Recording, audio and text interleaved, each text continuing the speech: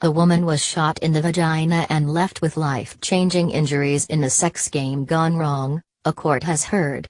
The 46-year-old had been engaged in sexual activity with David Andrew Jeffers, 47, at a Stockport hotel in January when she was shot.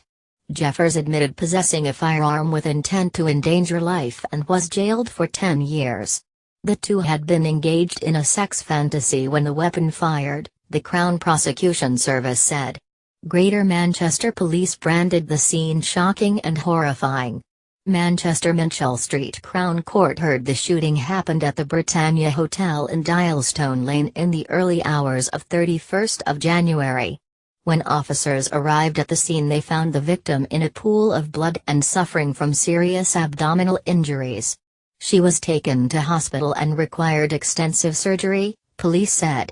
The woman, who was too unwell to be fully interviewed at the time, told officers from her hospital bed that Jeffers was a bad man. Police said Jeffers, of Berkeley Terrace, Leeds, claimed to have found the gun in a pub toilet in Leeds. He said he took the gun to Manchester to dispose of it. Jeffers was spotted on CCTV leaving the hotel and going to Piccadilly station to catch a train back to Leeds. Armed officers raided a property on Amberton Grove, Leeds, 2 days later and arrested Jeffers. A search of the house found a partially scrawled note denying knowledge of the shooting, the court heard.